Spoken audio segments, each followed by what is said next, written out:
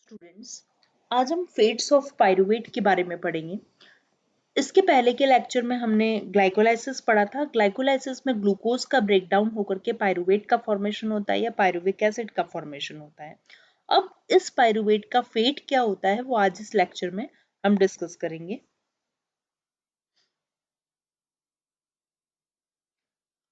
अब ग्लूकोज का जब ब्रेकडाउन हुआ था ग्लाइकोलाइसिस प्रोसेस के थ्रू, और क्या बना था? पायरुविक एसिड बना था। पायरुविक एसिड का फॉर्मेशन हुआ था और ये जो प्रोसेस था इसे हमने क्या बोला था? ग्लाइकोलाइसिस। ओके, तो आज के लेक्चर में हम ये देखेंगे कि ये जो पायरुविक एसिड ग्लाइकोलाइसिस प्रोसेस के थ्रू बना था, इसका क्या फेट है या इसका क्या भविष्य है। तो इसका फेट दो बातों पर डिपेंड करता है, एक तो ऑक्सीजन की प्रेजेंस पर और दूसरा ऑक्सीजन की एब्सेंस पर। अगर ऑक्सीजन प्रेजेंट होती है, ओके, अगर ऑक्सीजन प्रेजेंट होती है मतलब एरोबिक कंडीशन होती है, तो पायरुविक एसिड कन्वर्ट होता है एसिटाइल कोएंजाइम में, एसिटाइल कोएंजाइम में। ओके, और अगर ऑक्सीजन एब्सेंट होती है तो उस केस में पायरुविक एसिड कन्वर्ट किस में होता है? लैक्टिक एसिड में कन्वर्ट हो सकता है और इथेनॉल में कन्वर्ट होता है। ओके, अब यहाँ पर आपने देखा कि जब ऑक्सीजन प्रेजेंट होती है तो पायरुविक एसिड किस में कन्वर्ट होता है? एसिटाइल कोएंजाइम में। और ये एसिटाइल कोएंजाइम कहाँ एंटर करता है? माइटोकॉन्ड्रिया में एंटर करता है। और माइटोकॉन्ड्रिया में जब ये एंटर करता है तो यहाँ कौन सी साइकिल चलती है? क्रेब्स साइकिल चलती है, जिसको हम टीसीए साइकिल भी बोलते हैं। और फिर यहाँ पर क्या बनता है? Ultimately carbon dioxide plus water बन जाता है। क्लियर? तो यहाँ आपने क्या देखा? पायरुविक एसिड का फेट दो बातों पर डिपेंड करता है, in the presence of oxygen and absence of oxygen. अगर ऑक्सीजन प्रेजेंट होती है मतलब एरोबिक कंडीशन होती है, तो उस केस में pyruvic acid is converted into acetyl coenzyme and then acetyl coenzyme enters in mitochondria. और फिर माइटोकॉन्ड्रिया में एंटर होने के बाद में क्रेब्स साइकिल होती है और क्रेब्स साइकिल के बाद में कार्बन डाइऑक्साइड और वाटर का फॉर्मेशन होता है। लेकिन जब ऑक्सीजन एब्सेंट होती है तो पायरुविक एसिड कन्वर्ट होता है लैक्टिक एसिड में और इथेनॉल में। लैक्टिक एसिड में ये कहाँ कन्वर्ट होता है? मसल्स में कन्वर्ट होता है। ओके, और इथेनॉल में कन्वर्जन कहाँ होता है? यीस्ट सेल में होता है। क्लियर? तो इनको हम आगे भी डिटेल में स्टडी करेंगे कि एरोबिक कंडीशन में पायरुविक एसिड का फेट क्या होता है और एनारोबिक कंडीशन में क्या फेट होता है।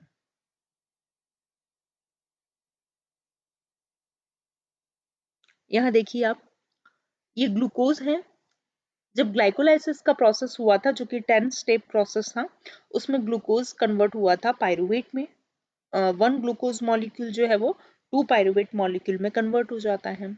अब यहाँ पर ग्लूकोज का ब्रेकडाउन होने के बाद में पायरुवेट बना है। अब इस पायरुवेट का फेट ऑक्सीजन की प्रेजेंस और एब्सेंस दो बातों पर डिपेंड करता है। अगर ऑक्सीजन एब्सेंट है, यहाँ देखिए या तो कम है या एब्सेंट है, इसको हम बोलते हैं हाइपॉक्सिक और एनारोबिक कंडीशन। तो ये पायरुवेट कन्वर्ट होता है इथेनॉल में और इधर पायरुवेट कन्वर्ट हो रहा है लैक्टेट में।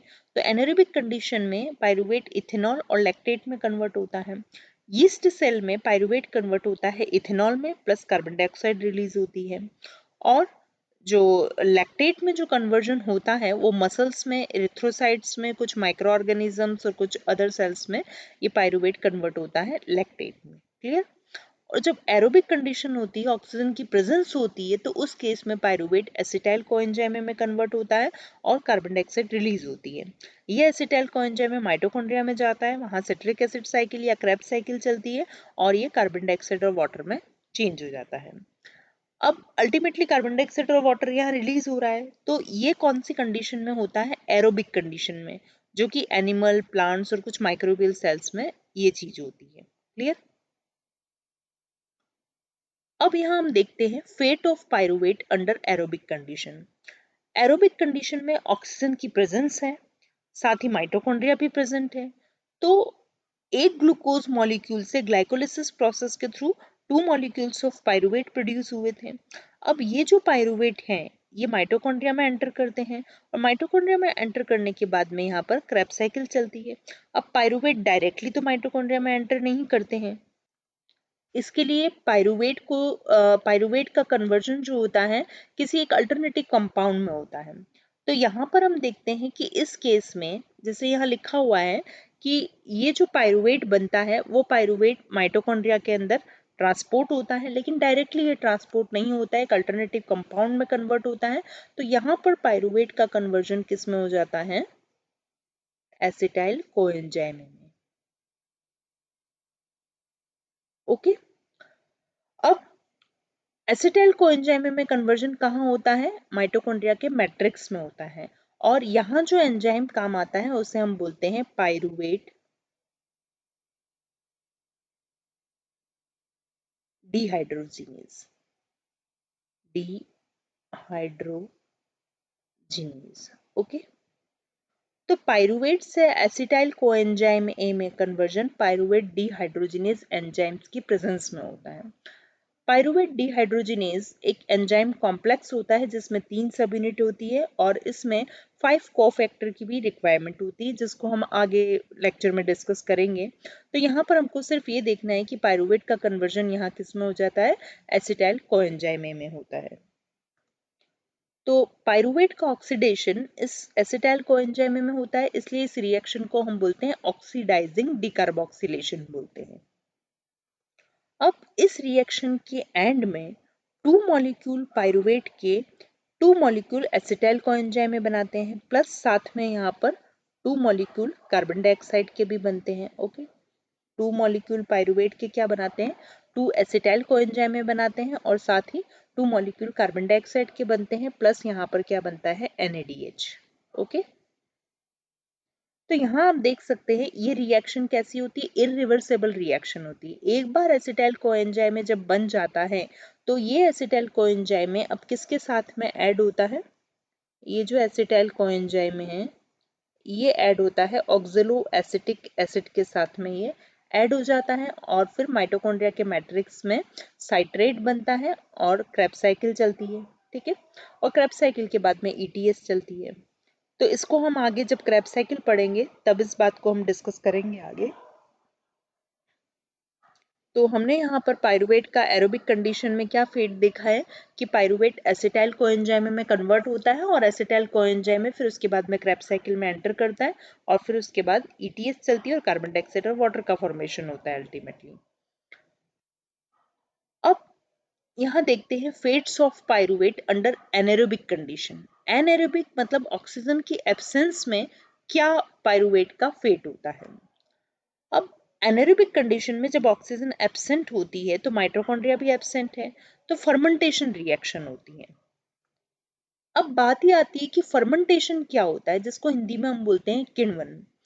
फर्मेंटेशन एक मेटाबॉलिक प्रोसेस होता है जिसमें कुछ केमिकल चेंजेस, मतलब ऑर्गेनिक सबस्ट्रेट जो होता है उसमें कुछ केमिकल चेंजेस होते हैं और इसमें कुछ एंजाइम्स इन्वॉल्व होते हैं। उन्हीं एंजाइम की हेल्प से यहाँ पर ऑर्गेनिक सबस्ट्रेट में केमिकल चेंजेस होते हैं। ओके, या फिर हम इसको ऐसे भी कह सकते हैं कि ऑक्सीजन की एब्सेंस में कार्बोहाइड्रेट से एनर्जी का जो एक्सट्रैक्शन होता है उसे हम फर्मेंटेशन कहते हैं। ओके, तो फर्मेंटेशन 2 मेथड से होता है।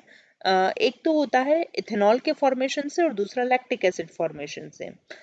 अब मेन पर्पस क्या है फर्मेंटेशन का? मेन पर्पस होता है NAD+ का रीजनरेशन करना। ओके, तो सेल में NAD+ का रीजनरेशन करना ही फर्मेंटेशन का पर्पस होता है। अब फर्मेंटेशन 2 टाइप का होता है, एक होता है अल्कोहलिक फर्मेंटेशन, दूसरा होता है लैक्टिक एसिड फर्मेंटेशन। अब इसको आगे हम डिस्कस करते हैं। सबसे पहले बात करते हैं हम अल्कोहलिक फर्मेंटेशन की। अल्कोहलिक फर्मेंटेशन क्या होता है? यीस्ट सेल में जो फर्मेंटेशन होता है उसमें 2 मॉलिक्यूल्स ऑफ पायरूवेट वो किस में कन्वर्ट होते हैं? 2 मॉलिक्यूल्स ऑफ इथेनॉल में और 2 मॉलिक्यूल्स ऑफ कार्बन डाइऑक्साइड में होते हैं। यहाँ आप देखिए ये ग्लूकोज है, ग्लूकोज से पायरूवेट बना था ग्लाइकोलाइसिस प्रोसेस के थ्रू और 2 मॉलिक्यूल्स पायरूवेट के बने थे।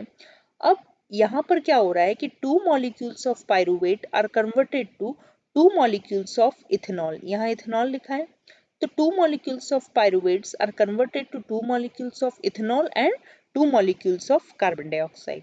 ओके तो सबसे पहले आप देखिए कि पायरुवेट जब इथेनॉल में कन्वर्ट होता है तो सबसे पहले पायरुवेट का कन्वर्जन किस में होता है, एसिटैल्डिहाइड में। देखिए डायरेक्ट पायरुवेट से इथेनॉल नहीं बनता है, पहले पायरुवेट किस में कन्वर्ट होता है, एसिटैल्डिहाइड में। ओके यहाँ पे आप देख सकते हैं पायरुवेट सबसे पहले एसिटैल्डिहाइड बना देता है।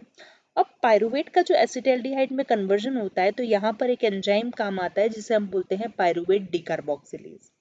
अब ये पायरुवेट डिकार्बोक्सिलेज एक कोफैक्टर को यूज करता है जिसे हम बोलते हैं टीपीपी। इसको हम बोलते हैं मतलब थाइमीन पायरोफॉस्फेट। यहाँ एक कोफैक्टर यूज होता है जिसे हम टीपीपी बोलते हैं और यहाँ पर साथ ही मैग्नीशियम आयन भी यूज में आते हैं। ओके तो यहाँ पर हम क्या देखते हैं कि जब पायरुवेट एसिटैल्डिहाइड में कन्वर्ट होता है तो टीपीपी और मैग्नीशियम यूज में आता है और साथ ही पायरुवेट डिकार्बोक्सिलेज एंजाइम की प्रेजेंस में ये कन्वर्जन होता है। ओके अब ये जो रिएक्शन होती है ये इरिवर्सिबल रिएक्शन होती है। अब जो यहाँ पर एसिटैल्डिहाइड बनता है ये एसिटैल्डिहाइड कन्वर्ट किस में होता है, इथेनॉल में कन्वर्ट होता है। अब यहाँ देखिए ये एसिटैल्डिहाइड का कन्वर्जन इथेनॉल में हुआ है और एंजाइम कौन सा काम आता है, अल्कोहल डिहाइड्रोजिनेज काम आता है। इस प्रोसेस के टाइम पर NADH ऑक्सीडाइज होता है NAD+ में। अब यहाँ देखिए यह NADH ऑक्सीडाइज किस में हो जाता है, NAD+ में। तो इस रिएक्शन में क्या हो जाएगा, यहाँ पर ये जो NADH है इसका ऑक्सीडेशन होकर के NAD+ बन जाता है यहाँ पर।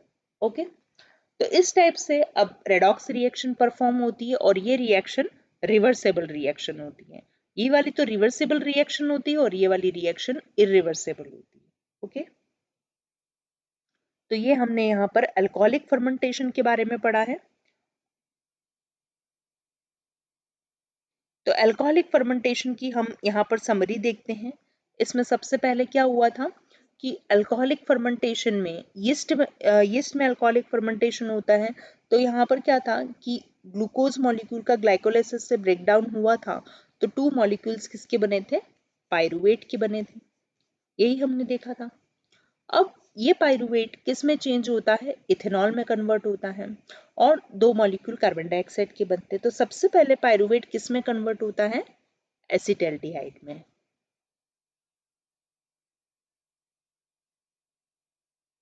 पायरुवेट का कन्वर्जन किस में हुआ, एसिटैल्डिहाइड में हुआ और यहाँ जो एंजाइम काम आया वो कौन सा एंजाइम आता है, pyruvate decarboxylase, decarboxylase. Okay ये पायरुवेट डिकार्बोक्सिलेज एंजाइम काम आता है, साथ ही TPP thiamine pyrophosphate cofactor and magnesium यहाँ पर यूज में आता है। ओके इनकी प्रेजेंस में पायरुवेट कन्वर्ट होता है एसिटैल्डिहाइड में। अब ये जो रिएक्शन होती है, अब यहाँ पे साथ में क्या होता है, कार्बन डाइऑक्साइड भी रिलीज हो जाती है। अब ये जो रिएक्शन है जिसमें पायरुवेट एसिटैल्डिहाइड में कन्वर्ट होता है ये इरिवर्सिबल रिएक्शन होती है। अब एसिटैल्डिहाइड किस में कन्वर्ट होता है, इथेनॉल में। ये कन्वर्ट हो जाता है इथेनॉल में। ओके तो जब ये इथेनॉल में कन्वर्ट होता है तो यहाँ एक एंजाइम काम आता है जिसे हम बोलते हैं अल्कोहल डिहाइड्रोजिनेज। इसे हम बोलते हैं अल्कोहल डिहाइड्रोजिनेज, डिहाइड्रोजिनेज। ओके अब ये जो प्रोसेस होता है जिसमें एल्डिहाइड कन्वर्ट होता है इथेनॉल में, यहाँ पर NADH जो है वो ऑक्सीडाइज होता है NAD+ में। NAD+ में ऑक्सीडाइज होता है। इस टाइप से रेडॉक्स रिएक्शन परफॉर्म होती है और ये जो रिएक्शन है वो रिवर्सेबल रिएक्शन है, जबकि ये रिएक्शन क्या थी, इरिवर्सेबल रिएक्शन थी। तो यहाँ हमने अल्कोहलिक फर्मेंटेशन के बारे में भी डिस्कस किया है। अब हम पढ़ेंगे यहाँ पर लैक्टिक एसिड फर्मेंटेशन के बारे में। फर्मेंटेशन ह्यूमन सेल्स में भी होता है। अब यहाँ पर अपन देखते हैं कुछ कंडीशन में ह्यूमन सेल में फर्मेंटेशन होता है। जब बहुत ज़्यादा हम एक्सरसाइज करते हैं तो स्केलेटल मसल्स जो होती है उनको एडिक्वेट सप्लाई ऑक्सीजन की नहीं हो पाती है। तो इस कारण से यहाँ पर एनोक्सिया की स्टेज हो जाती है। एनोक्सिया मतलब ऑक्सीजन अवेलेबल नहीं है। तब मसल्स को किस में जाना पड़ता है, एनारोबिक रेस्पिरेशन के प्रोसेस में जाना पड़ता है। तो इन सर्कमस्टेंसेस में जो स्केलेटल मसल्स होती है उसमें फर्मेंटेशन होता है, और वहां पर क्या होता है, उस फर्मेंटेशन के प्रोसेस में पायरुवेट का कन्वर्जन किस में होता है, लैक्टेट में होता है। मतलब पायरुविक एसिड लैक्टिक एसिड में कन्वर्ट हो जाता है, और इस प्रोसेस के थ्रू NAD+ की सप्लाई होती है, मतलब NAD+ का रीजनरेशन हो जाता है। तो लैक्टिक एसिड सेल्स के लिए टॉक्सिक होता है, और इसकी वजह से पीएच में चेंजेस आते हैं और एसिडोसिस भी हो जाता है। तो लैक्टिक एसिड फर्मेंटेशन में हम यहाँ देखते हैं होता क्या है कि ग्लूकोज ग्लाइकोलिसिस प्रोसेस के थ्रू 2 मॉलिक्यूल्स ऑफ पायरुवेट बनाता है, और ये 2 molecules of pyruvate anaerobic condition में, मतलब बैक्टीरिया और एनिमल सेल्स में, यहाँ लैक्टिक एसिड डिहाइड्रोजिनेस एंजाइम की प्रेजेंस में 2 मॉलिक्यूल ऑफ पायरुवेट किस में कन्वर्ट होते हैं, 2 मॉलिक्यूल ऑफ लैक्टेट में कन्वर्ट हो जाते हैं। और यहाँ देखिए आप NADH से NAD+ बन रहा है, मतलब NAD+ का रीजनरेशन हो जाता है, और एंजाइम काम आता है लैक्टिक एसिड डिहाइड्रोजिनेज। ओके, तो हम यहाँ पर क्या देख रहे हैं कि जब ऑक्सीजन की प्रेजेंस होती है, मतलब एरोबिक कंडीशन में जब पायरुविक एसिड होता है, तो पायरुविक एसिड जो है वो एसिटाइल कोएंजाइम में चेंज होता है, और एसिटाइल कोएंजाइम में क्रेब्स साइकिल में एंटर करता है। तो ये सब होता क्यों है, रीजनरेशन ऑफ NAD। तो NAD का रीजनरेशन के लिए होता है, लेकिन जब एनारोबिक कंडीशन होती है, ऑक्सीजन की एब्सेंस होती है, तो उस केस में ये एक अल्टरनेटिव पाथवे है NAD को रीजनरेट करने का ऑक्सीजन की एब्सेंस में। कौन सा, एक तो लैक्टिक एसिड फर्मेंटेशन हो गया, और दूसरा हो गया अपने पास में अल्कोहलिक फर्मेंटेशन। क्लियर। तो यहाँ हमने लैक्टिक एसिड फर्मेंटेशन में देखा ग्लूकोज जो पायरुवेट में कन्वर्ट होता है, उसमें 2 molecules of pyruvate 2 molecules of lactate में कन्वर्ट हो जाते हैं, और एंजाइम होता है लैक्टिक एसिड डिहाइड्रोजिनेज, और NAD रीजनरेट हो जाता है, तो NADH से NAD+ बन जाता है। Okay, thank you.